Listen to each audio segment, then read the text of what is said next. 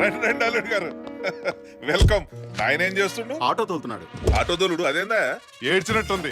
Driver అడిగితే వాళ్ళ బాబు గురించి చెప్పకుండా నా బాబు గురించి చెప్తాడా? జేపీ కొడుకు నేను. డ్రైవరా మజాక్ చేస్తావా? రా బాబు రా. స్వప్న స్వప్న, ఏంటి డాడీ?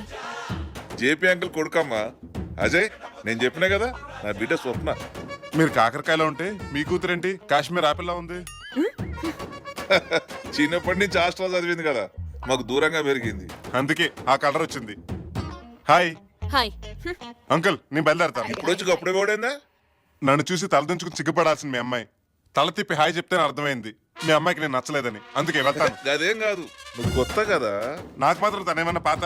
నేను వెళ్తాను. అది కాదు, ఒక్క నిమిషం. అది కాదమ్మా, అతను నేను కాదని పోయిండు అనుకో, నా చావు నేను చావాల. నీకు ఇష్టం ఉన్నా లేకపోయినా నీ పెళ్లి మాత్రం అతనితోనే.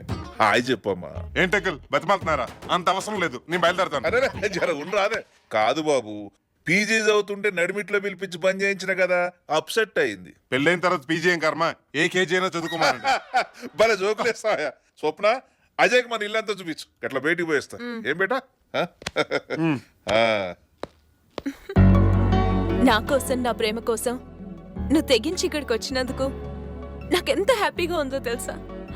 నీకు నిజం చెప్పాలి స్వప్న, నేను ఇక్కడికి వచ్చింది ఒక్క నీ ప్రేమ కోసమే కాదు.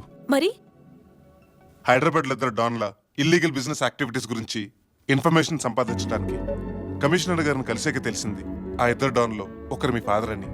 తెలిసిన తర్వాత ఏదో రకంగా మీ ఇంట్లోకి వస్తే నా పని ఈజీ అయిపోతుంది అనిపించింది. అందుకే. అంటే నువ్వు ఇక్కడికి వచ్చింది పని మీద కానీ నా మీద ప్రేమతో కాదు. మా నాన్న నొప్పించి నన్ను పెళ్లి చేసుకోవడానికి కాదు, అంతేగా? నువ్వు అలా అనుకుంటే నేనేమీ చేయలేను, కానీ ఈ విషయం నీకు ముందే చెప్పినందుకు ఐఎమ్ రియలీ సారీ. నీ సారీ లేవు, అవసరం లేదు. అది కాదు స్వప్న. హే, ఈ అమ్మాయిలు ఉన్నారే వాళ్ళకు ముందు పుట్టి తర్వాత వెళ్ళిపడతారు.